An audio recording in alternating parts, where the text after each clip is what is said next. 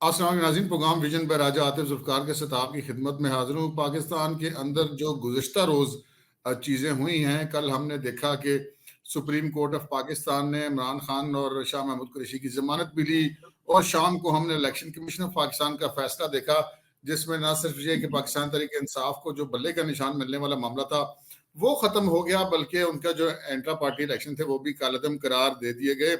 तो अब लाजिम बात है, जब ये दोनों चीजें बेहद वक्त चलेंगी तो हर बंदे के जहन में अब एक ख्याल आता है कि इलेक्शन मुहिम भी शुरू हो चुकी है, अब आगे होगा क्या। तो हमने फिर इस सिलसिले में जहमत दी है जफर नकवी साहब को, सीनियर जर्नलिस्ट है, हम इनसे पूछते हैं कि भाई अब आगे होने क्या जा रहा है। तो बहुत शुक्रिया जफर नकवी साहब आपको हमें टाइम देने का, हमें ज्वाइन करने का।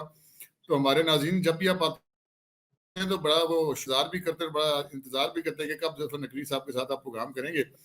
तो सर जी ये बताएं कि अब क्या होने जा रहा है आगे। ये कल जो फैसले हुए दोनों वो आपके सामने हैं, और अब आगे इलेक्शन मुहिम भी आ रही है। एक में इमरान खान को रिलीफ मिलता हुआ नजर आ रहा है, दूसरी तरफ इलेक्शन कमीशन ऑफ पाकिस्तान ने वो इंटर पार्टी इलेक्शन का रद्द करार दे दिए गए।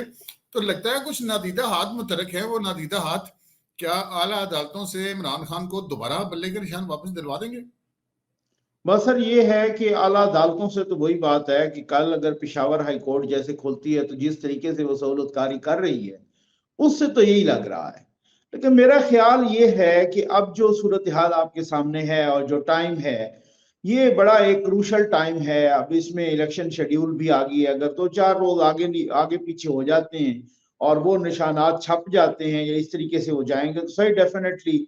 तो अब मुझे लगता है पेशावर हाई कोर्ट या कोई लाहौर हाई कोर्ट इस तरीके से कोई काम चल गया या फिर ये सुप्रीम कोर्ट पे अगर इस तरह से चला।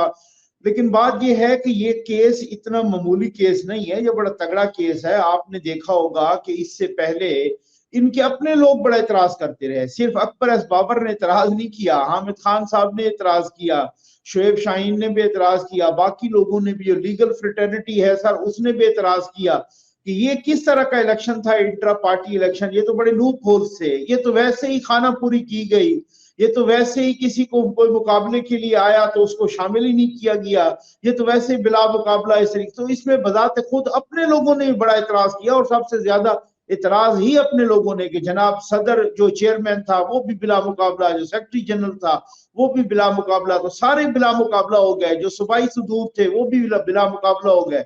तो नो डाउट इसमें लूप होल्स तो थे बहुत ज्यादा, इसमें तो कोई ऐसी शक नहीं है।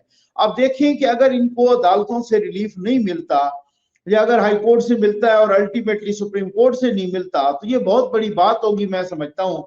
और फिर बल्ले के निशान तो होगा नहीं। ये सिर्फ बल्ले के निशान की बात नहीं है राजा साहब, ये पूरी जमात उड़ गई है।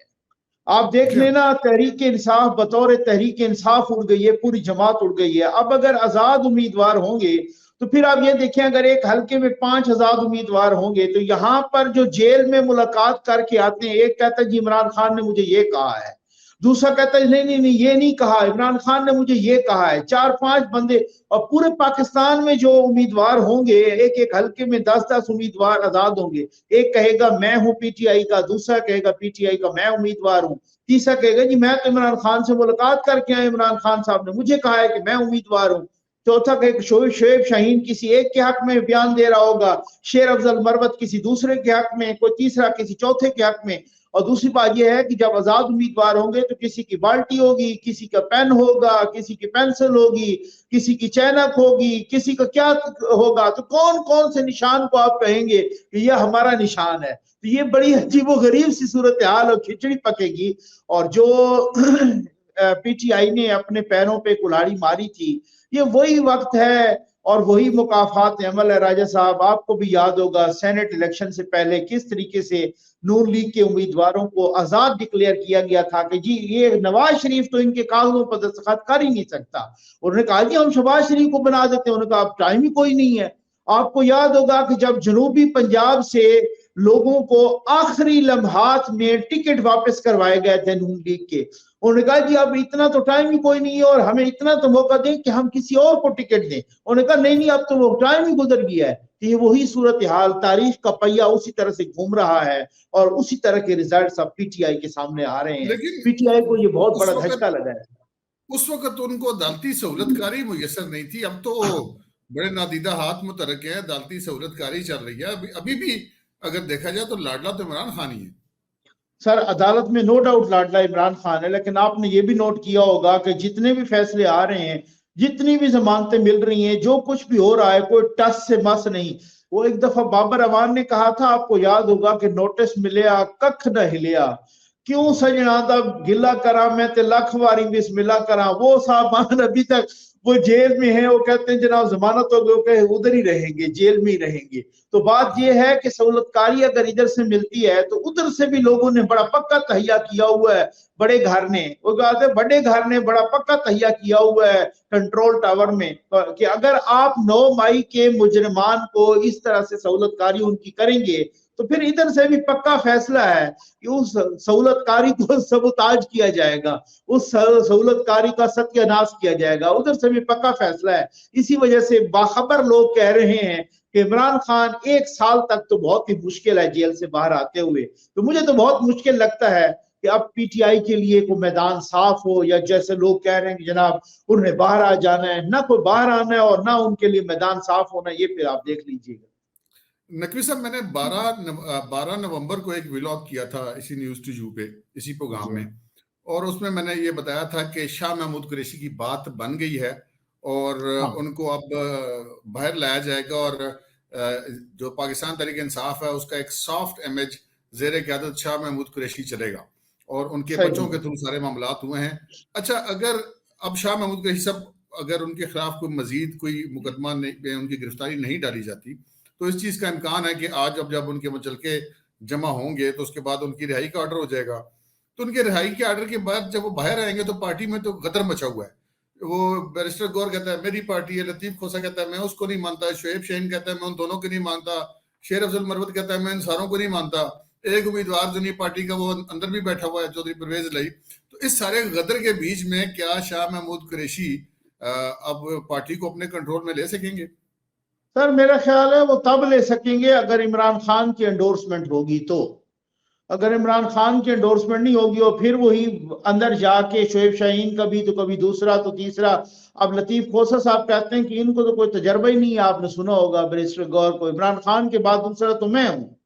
तो अगर वो भी उसी तरीके से वो उन्होंने किया और शाह महमूद कुरैशी को भी वो एंडोर्समेंट ना मिली, तो वो मैं समझता हूँ। क्योंकि आप भी सोचते होंगे राजा साहब, मैं खुद सोच रहा था कि यार ये शाह महमूद कुरैशी कैसे अंदर चले गए। शाह महमूद कुरैशी तो कभी बड़े घर को ना करते ही नहीं है, उनका तो ट्रैक रिकॉर्ड है पूरा, आप उनका मादी देख लें, वो तो कभी भी ऐसा नहीं करते। तो अब वो जो अब उनको बेल मिली है, जाहिर है उनके ऊपर कोई वो 190 मिलियन वाला या उनके ऊपर कोई दूसरा तोशाखाना या तीसरा केस तो कोई नहीं है उन पर 9 मई का भी किसी किस्म का कोई इल्जाम नहीं है। तो अगर इस केस में उनको क्लीन चिट मिल जाता है तो फिर और दूसरा, लेकिन सर मैं समझता हूं कि शाह महमूद कुरैशी की वो एक्सेप्टेबिलिटी उन हलकों में नहीं बनेगी, पीटीआई के उन हलकों में, कि जो पीटीआई के हलके हैं, और शाह महमूद कुरैशी की वो एक्सेप्टेबिलिटी बने। अब वो टाइम भी बड़ा कम रह गया है ना। अब ये इंट्रा पार्टी इनके दोबारा इलेक्शन हो, वो ठीक कह रहे थे अकबर एस बाबर साहब के, भाई अगर ये अगली अदालत में भी जाते हैं हम उनको उधर भी बड़े तगड़ा जवाब देंगे, क्योंकि फिर ऐसे तो नहीं है ना कि बल्ले का कोई निशान मिल जाएगा। वो कहेंगे कि इंट्रा पार्टी इलेक्शन जो कलदम हुए वो दोबारा कराओ। अब अगर वो दोबारा कराने के लिए 2 4 5 रोज का वक्त देते हैं तो इतने तक तो बैलेट पेपर छप जाएंगे। ये इतना आसान नहीं है मैं समझता हूँ। शाह महमूद कुरैशी बाहर आ भी गया है तो मेरा ख्याल है कि अब टाइम जो है ना वो बहुत ही इस तरह का हो गया है कि उसमें हाँ आइंदा के लिए हो, लेकिन अब तो बिल्कुल उंगलियों पे गिने गिने चुने दिन रह गए हैं ना सर। ये मेरा ख्याल है 10 की 11 तारीख है ना जनवरी की जो सब कुछ बैलेट पेपर छप जाएंगे, उस पर निशानात भी अलर्ट हो जाएंगे। आपकी बात बिल्कुल ठीक है। अगर बहुत ज्यादा कोई अंधेर नगरी अदालतों ने ना मचाई तो आला अदालतें भी शायद इनको बल्ले का निशान नहीं वापस कर सकेंगी। तो अगर बल्ले का निशान नहीं होता और इनके जो बंदे हैं वो एक एक हल्के में कई कई आजाद खड़े होंगे, तो इस सिनेरियो में स्पेशली पंजाब, जो कि ना सिर्फ ये कि पंजाब के वज़ारत आला के हवाले से, बल्कि नेशनल लेवल पे वज़ीर आज़म तो वही होता है जिसके साथ पंजाब होता है। तो बिल्कुल पंजाब के अंदर जो एक चीज जो अंडरस्टूड नजर आ रही है कि पीएमएलएन जो है वो पहले नंबर पे होगी। तो पीटीआई के इस तरह इलेक्शन से बाहर हो जाने से या आजाद उम्मीदवारों के बाद होने से फिर असल तो मामला ये होगा कि मुस्लिम लीग नून के बाद दूसरी पार्टी कौन सी होगी, उनका मुकाबला किससे होगा। तहरीक लबैक दूसरे नंबर पे होगी, इस्तेकाम पाकिस्तान पार्टी होगी, पीपल्स पार्टी होगी या ये आजाद वाला ग्रुप होगा? कौन सा होगा आपके ख्याल में? उसका मुकाबला किसके सर साथ? मेरा ख्याल है आजाद भी अच्छी खासी तादाद में होंगे, इस्तेकाम पार्टी भी नो डाउट होगी। अब इस्तेकाम पार्टी, आज मैं सुन रहा था कि वो कोई 25-26 MNA के और कोई 50 MPA के वो मांग रहे हैं, इतने पे वो नून लीग नहीं मान रही, तो कुछ दरमियाना रास्ता हो जाएगा, इस्तेकाम पार्टी भी डेफिनेटली होगी। तहरीके लबैक सर, मेरी एक प्रिडिक्शन है, आप देख लीजिएगा, पंजाब में मुझे नहीं लग रहा कि तहरीके लबैक सीटें ले। तहरीके लबैक वोट लेगी लेकिन तहरीके लबैक सीटें नहीं लेगी। हाँ, उसी तरह पिछली दफा की तरह कराची में हो सकता है तहरीके लबैक के पास कोई कदू का सीट हाथ लगे, लेकिन तहरीके लबैक का वोट बैंक है नो डाउट, लेकिन तहरीके लबैक को सीटें लेने की पोजीशन में मुझे नहीं लगती कि पंजाब में हो।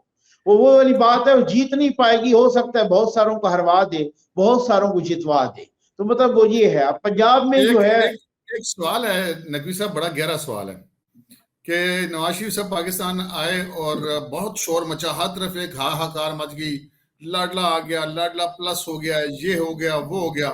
लेकिन हमने देखा कि दिनों में गेम बदलती है और इधर से इमरान खान की जमानतें शुरू हो जाती हैं, उधर से बलोचिस्तान के लोग पीपल्स पार्टी में जाना शुरू हो जाते हैं, जिन्होंने पीपल्स पार्टी में कुछ दिन पहले तक कोई आने को तैयार नहीं था, फिर वजीर दाखिला रिजाइन करके पाकिस्तान पीपल्स पार्टी ज्वाइन कर देते हैं। और तो और एस्टैब्लिशमेंट के इस वक्त सबसे ज्यादा करीब समझे जाने वाले फैसल वोडा की भी कल मुलाकात होगी आसिफ अली जरदारी से। हाँ तो ये बिल्कुल बिल्कुल हो गई है, बिल्कुल। अब वो मेरा ख्याल है लेवल प्लेइंग फील्ड का, इसी वजह से बिलावल साहब तस्करा ही कोई नहीं कर रहे। वो मैंने आपको अब अपने आपके पिछले मुझे ऐसा प्रोग्राम में लगा भी कहा, फील्ड को दिखाने के लिए ये सारा कुछ किया जा रहा है। सर ये कुछ अपीज करने के लिए है ना, एक बात। दूसरी बात ये भी है कि वो एस्टेब्लिशमेंट बिल्कुल भी उनकी अब ओवर मुखालफत नहीं कर रहे जो बिलावल साहब की वजह से वो हो रही थी। तो जरदारी साहब ने उसको सही करके खींचा था, मैंने आपको पिछले प्रोग्राम में भी बताया था कि जरदारी साहब ने सही करके बिलावल साहब की शतरोल किए कि आपसे सिंध भी चला जाएगा अगर आप इस तरह का हाथ रखेंगे तो। और फिर उसके बाद फौरी तौर पे जरदारी साहब ने हामिद मीर साहब को दिया था ना इंटरव्यू, तो और आसमा शिराजी को भी इंटरव्यू दिया था। तो बहरहाल खैर उन्होंने जो है ना, मतलब वो मैं समझता हूँ कि भाई पीपल्स पार्टी को भी कुछ अपीज करने के लिए, और खास तौर पे बलूचिस्तान में और सिंध में भी, पंजाब में तो मुझे पोजीशन नहीं लगती इतनी कि पंजाब में कोई इस तरह की पोजीशन हो, या कोई फैसल वोडा साहब के वो मुलाकात करने से मैं समझता हूँ कि कोई फैसल वोडा साहब इतना कोई बड़ी शख्सियत है कि वो ज्यादा से ज्यादा को अपनी सीट, और वो भी उन्होंने जिस तरीके से जीती थी वो आपको बड़ी अच्छी तरह से पता है, तो वो ये सिर्फ को अपीज करने के लिए है ताकि वो ना हो कि बिल्कुल ही इस तरह की मुखालफत हो। अच्छा, इसके साथ आप ये भी देखा होगा कि वो इत्तेहाद जो सिंध में बन रहा था पीपल्स पार्टी के खिलाफ, वो अब कदरे जो है ना स्लो हो गया है। उसको वो आपको पता है नून लीग का, MKM का, पीर पगाड़ा का, मौलाना साहब का, GDA का, ये जो इत्तेहाद था, ये इत्तेहाद अब थोड़ा बहुत जरा कम पड़ गया है, मांद पड़ गया है, अब या स्लो हो गया है वो। हालांकि इलेक्शन शेड्यूल आ गया है सामने, अब तक तो ये इत्तेहाद बन जाना चाहिए था। अब तक तो आपको पता है कि वो फिर सिंबल और सारी कुछ चीजें भी मिलने लगी हैं, तो वो इत्तेहाद, तो वो मेरा ख्याल है सिंध की हद तक जो उनको वो लाले पड़े हुए थे, अब वो कोई थोड़ा बहुत स्लो होगा। बलोचिस्तान में भी दूसरी बड़ी जमात मुझे पीपल्स पार्टी नजर आ रही है। वैसे भी वहां पे अजीबो गरीब सी सूरत हाल होती है, हर एक पार्टी अपना अपना, उसकी पूरा सिनेरियो डिफरेंट है, पूरा पॉलिटिकल स्ट्रक्चर जो नॉमेनक्लेचर है वो भी डिफरेंट है बलोचिस्तान का, वो और कभी फिर भी ऐसे कबायली नहीं सियासत होता। होती है, जात बरादरी की सियासत होती है जी वहां पे बिल्कुल बिल्कुल पार्टी। ऐसे ही होता है सर, बरादरी की, कबीले की और इस तरीके की वो सियासत होती है, और उसमें वैसे ही थोड़ी थोड़ी सीटें हैं, तो वो पीपल्स पार्टी को भी मेरा ख्याल है कुछ ना कुछ सीटें मिलेंगी। मेरा एक तबसरा है, उस पर अगर आप मेरे तबसरे पर अपना एक तबसरा कर दें। वो एक पंजाबी मुहावरा है ना कि कुबे नु लत करी आ जाना। तो अभी जिस तरह ये सब कुछ नवाज शरीफ के सामने सरनिगूं होता जा रहा था, अब अचानक पीपल्स पार्टी ने भी सर उठा लिया, इमरान खान को भी रिलीफ मिल गया, तो क्या ये लत नवाज शरीफ को कारी आ जाएगी और वो जो उनका जो असल स्टांस है जिसके ऊपर वो इलेक्शन लड़ना चाहते थे, या पिछला भी उन्होंने इलेक्शन लड़ा था एंटी स्टैब्लिशमेंट, वो उसका फायदा उठा पाएंगे? हाँ डेफिनेटली सर उठा पाएंगे। उसकी वजह ये है कि वो आपको पता है ना कि जिस तरह के इल्जामात जिस तेजी के साथ आ रहे थे, और खास तौर पे बिलावल भुट्टो जरदारी पीपल्स पार्टी के, उसमें आपको पता है काफी कमी आ गई है। और उसमें काफी जो है ना, मतलब अब वो वाली बुलंद आवाज नहीं है। वो आवाजें अब खत्म हो गई हैं तकरीबन, या मध्यम हो गई हैं कि जी वो लाडला प्लस। और इसमें तो डेफिनेटली इसमें फिर जो है ना नवाज शरीफ साहब को फायदा होना ही होना है। और पंजाब की हद तक मैं समझता हूं कि उनकी जो तैयारी है या जिस तरीके से वो बड़े रिलैक्स हैं सर। वो आपको पता है कि आप माशाल्लाह मुझसे ज्यादा बाखबर होते हैं इसमें, तो वो बहुत रिलैक्स्ड हैं। वो इतने रिलैक्स्ड हैं कि वो उनसे आप बात करें तो वो कहते हैं जनाब कि हम जो हुकूमत बनाएंगे वो हमारी अक्सरियत होगी, लेकिन हम बाकियों को जो है ना मतलब साथ लेंगे। वो जिस तरह से भी होगा तो बड़े पंजाब की हद तक तो वो बहुत ही रिलैक्स्ड हैं। अब तो सुहेल वड़ाई साहब जैसा बंदा भी कह रहा है कि 90 से 100 सीट जो है ना उन्होंने निकालनी है, तो फिर इसका मतलब यही हुआ। और साथ उन्होंने ये भी लिखा, आपको पता है कि वो फिर कह रहे थे कि जनाब इस वक्त के जो सबसे पावरफुल हैं और या दूसरे नंबर के पावरफुल हैं, अब मुझे नहीं पता कि किसको वो सबसे पावरफुल और किसको दूसरे नंबर का पावरफुल कह रहे हैं। वो कह रहे हैं ये दोनों बंदे मुत्तफिक हैं कि नवाज शरीफ के साथ माजी में ज्यादतियां हुई हैं, लिहाजा उन ज्यादतियों का इजाला होना चाहिए। तो मेरा ख्याल है ये बहुत कुछ अब क्लियर और वादे हो गया। और आने के विद इन 2 मंथ्स, 2 महीने के अंदर अंदर जिस तरीके से नवाज शरीफ के सारे केसेस खत्म हुए हैं और अब उनके कागजात नामजदगी भी जमा।